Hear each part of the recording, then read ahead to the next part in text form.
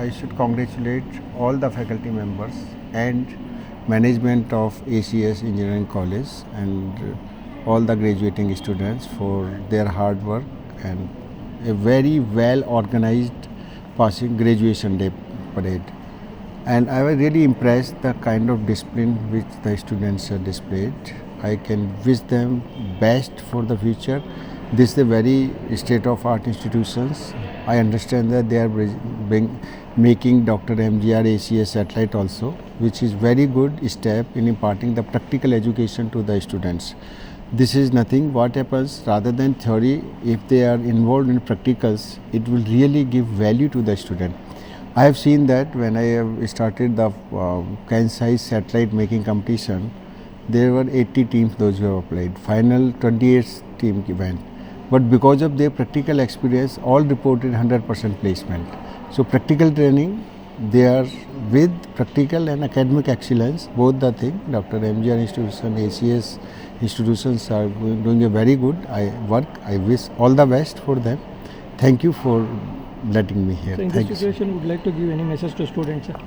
Yeah, students should, in addition to the theory classes, they should concentrate on practicals more. Generally, it is very less practical, all theory part they keep doing. But what is important in today's world is to do the practical, implement what they are doing, so you learn more. We have done marvelous thing in past also. I was telling that Aryabhata has done observation in 500 AD, measuring that what is the center of universe is sun, it's not the earth. I mean 1600 Western countries were not knowing that sun is the center of universe. His planetary motions are today also valid, but he has no instrument. So like this, we are very good in astronomical observation plus research and thinking, but we lack in practical part, implementing. So now things are changing. So in this new age, students should work with practicals, do more and more, whatever we do the practical. We have also conducted like Kansai satellite making and model rocketry competition, many more we are bringing. There are the other kind of competitions are also there.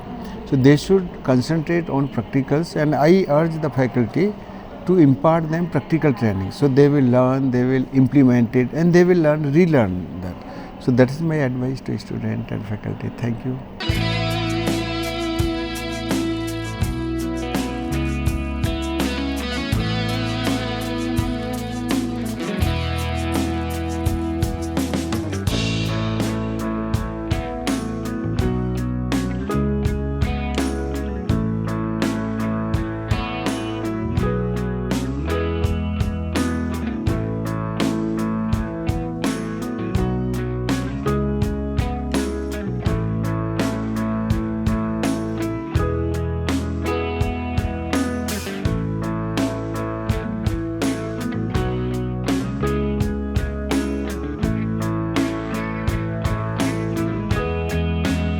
ACS College of Engineering 30th convention so graduation day ಏನು ಹೇಳ್ತೀರಾ sir? ನಮ್ಮ college ACS college of engineering 2009 ಮತ್ತು 10ನೇ ಸಾಲಿನಲ್ಲಿ 4 engineering ವಿಭಾಗಗಳೊಂದಿಗೆ ಪ್ರಾರಂಭಗೊಂಡಿತು.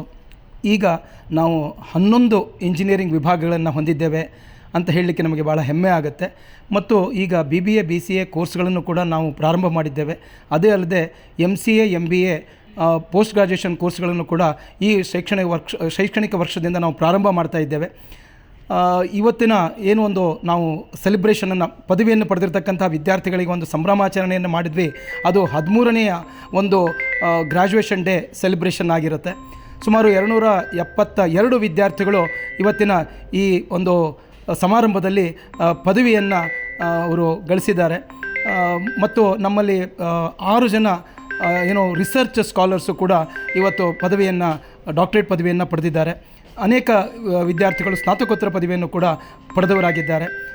ಹೀಗೆ ನಮ್ಮ ವಿದ್ಯಾಸಂಸ್ಥೆ ದಿನಮಾನಗಳಲ್ಲಿ ಹೆಚ್ಚಿನ ಒಂದು ವಿದ್ಯಾರ್ಥಿಗಳಿಗೆ ಒತ್ತಾಸೆಯಾಗಿ ನಿಂತು ಅವರ ಶಿಕ್ಷಣಕ್ಕೆ ಹೆಚ್ಚಿನ ಒಂದು ಅನುಕೂಲತೆಗಳನ್ನು ಮಾಡಿಕೊಟ್ಟು ನಮ್ಮ ಒಂದು ಈ ಸಮಾಜಕ್ಕೆ ಒಳ್ಳೆಯ ಹೆಸರನ್ನು ತರ್ತಕ್ಕಂಥ ವಿದ್ಯಾರ್ಥಿಗಳನ್ನು, ಪ್ರಜೆಗಳನ್ನು ಸೃಷ್ಟಿ ಮಾಡೋದರಲ್ಲಿ ನಾವು ಯಶಸ್ವಿಯಾಗಿದ್ದೇವೆ ಅಂತ ಹೇಳಲಿಕ್ಕೆ ಭಾಳ ಸಂತೋಷ ಆಗುತ್ತೆ. ಸರ್, ಜೊತೆಗೆ ಕ್ಯಾಂಪಸ್ ಇಂಟರ್ವ್ಯೂ ಎಲ್ಲ ಯಾವ ಥರ ಇದೆ ಸರ್? ಸರ್ ನಮ್ಮಲ್ಲಿ 100ಕ್ಕೂ ಹೆಚ್ಚು ಕ್ಯಾಂಪಸ್ ಇದು ಸೆಲೆಕ್ಷನ್ಗೋಸ್ಕರ ಕಂಪನಿಯವರು ಬರ್ತಾ ಇದ್ದಾರೆ. ಮತ್ತು ವಿಶೇಷವಾಗಿ ಈಗ ನಾವು ಹೊರಗಡೆಗೆ ಕೆಲವು ತುಂಬ ಹೆಸರುವಾಸಿಯಾಗಿರ್ತಕ್ಕಂಥ ಕೆಲವು ಕಂಪನಿಗಳಿದೆ. ಅವರು ಹೊರಗಡೆಗೆ ವಿದ್ಯಾರ್ಥಿಗಳಿಗೆ ಒಳ್ಳೆಯ ಪ್ಲೇಸ್ಮೆಂಟ್ಗಳು ಸಿಗದೇ ಇದ್ದಾಗ ಹೆಚ್ಚಿಗೆ ಶಿಕ್ಷಣವನ್ನು ನೀಡಿ ಅವರು ಏನು ಅಲ್ಲಿ ವಿದ್ಯಾರ್ಥಿಗಳಿಗೆ ಅನುಕೂಲ ಮಾಡಿಕೊಡ್ತಾ ಇದ್ದಾರೆ ಅಂಥದ್ದನ್ನು ನಾವು ನಮ್ಮ ಕಾಲೇಜಿನಲ್ಲಿಯೇ ನಾವು ಮಾಡಿಸ್ತಾ ಇದ್ದೇವೆ. ಹಾಗಾಗಿ 6ನೇ ಸೆಮಿಸ್ಟರ್ನಲ್ಲಿ ಈ ಒಂದು ಪ್ಲೇಸ್ಮೆಂಟಿನ ವಿಶೇಷವಾಗಿರ್ತಕ್ಕಂಥ ಕಾರ್ಯಕ್ರಮವನ್ನು ನಾವು ಮಾಡ್ತೀವಿ. 180 ಗಂಟೆಗಳ ಕಾಲ ಈ ಒಂದು ವಿಶೇಷವಾಗಿ ಈ ಜಾಬ್ಗೋಸ್ಕರನೇ ಈಗ ಕಂಪನಿಗಳಿಂದ ಏನು ಎಕ್ಸ್ಪೆಕ್ಟೇಷನ್ಸ್ ಇದೆ ಆ ಎಕ್ಸ್ಪೆಕ್ಟೇಷನ್ಸ್ಗಳನ್ನು ಮೀಟ್ ಮಾಡಲಿಕ್ಕೆ ಸಾಧ್ಯವಾಗ್ತಕ್ಕಂಥ ಎಲ್ಲ ಒಂದು ಶಿಕ್ಷಣವನ್ನು ನಾವಿಲ್ಲಿ ಕೊಟ್ಟು ಹೆಚ್ಚಿನ ವಿದ್ಯಾರ್ಥಿಗಳು ತಮ್ಮ ಪದವಿಯನ್ನು ಪಡೆದ ನಂತರ ಉದ್ಯೋಗದಲ್ಲಿ ತಮ್ಮನ್ನು ತೊಡಗಿಸ್ಕೊಳ್ಳಿಕ್ಕೆ ಮತ್ತು ನಮ್ಮಲ್ಲಿ ನಮ್ಮ ಚೇರ್ಮನ್ ಸರ್ ಯಾವಾಗಲೂ ಹೇಳ್ತಾ ಇರ್ತಾರೆ, our student should be job providers not job seekers ಅಂತ. ಅದರಲ್ಲೂ ಕೂಡ ನಾವು ಹಿಂದೆ ಬಿದ್ದಿಲ್ಲ. ಅವರ ಒಂದು ದೇಶವನ್ನು ನಾವು ಮನಸ್ಸಿನಲ್ಲಿ ಇಟ್ಕೊಂಡು ಅನೇಕ ವಿದ್ಯಾರ್ಥಿಗಳು ಎಂಟರ್ಪ್ರಿನರ್ ಆಗಿ ಹೊರಹೊಮ್ಮಿ ಅವರು ಸ್ವಂತ ಉದ್ಯೋಗವನ್ನು ಕೂಡ ಒಳ್ಳೆ ರೀತಿಯಲ್ಲಿ ನಿಭಾಯಿಸ್ಕೊಂಡು ಹೋಗ್ತಾ ಇದ್ದಾರೆ ಅಂತ ಹೇಳಲಿಕ್ಕೆ ನಮಗೆ ಭಾಳ ಹೆಮ್ಮೆ ಆಗುತ್ತೆ ಸರ್. ಇದೇ ಸಂದರ್ಭದಲ್ಲಿ ಸ್ಟೂಡೆಂಟ್ಗೆ ಏನೋ ಒಂದು ಕಿವಿ ಮಾತಾಡೋಕ್ಕೆ ಇಷ್ಟಪಡ್ತೀವಿ ಸರ್. ಈ 4 ವರ್ಷಗಳ ಕಾಲ ಅವರು PUC ಆಗುತ್ತೆ. PUC ಆದಮೇಲೆ ಕೆಲವರು ಮೆಡಿಕಲ್ ಅಂತ ದೇಶನ ಇಟ್ಕೊಂಡಿರ್ಬೋದು, ಕೆಲವು ಇಂಜಿನಿಯರ್ ಆಗಬೇಕು ಅನ್ನೋ ದೇಶಗಳನ್ನು ಇಟ್ಕೊಂಡಿರ್ಬೋದು. ಯಾರು ಇಂಜಿನಿಯರಿಂಗ್ ಪದವಿಗೆ ದೇಶವನ್ನು ಇಟ್ಕೊಂಡು ಬರ್ತಾರೆ 4 ವರ್ಷಗಳ ಕಾಲ ಅವರು ಸತತವಾಗಿರ್ತಕ್ಕಂಥ ಪರಿಶ್ರಮವನ್ನು ಮಾಡಬೇಕು.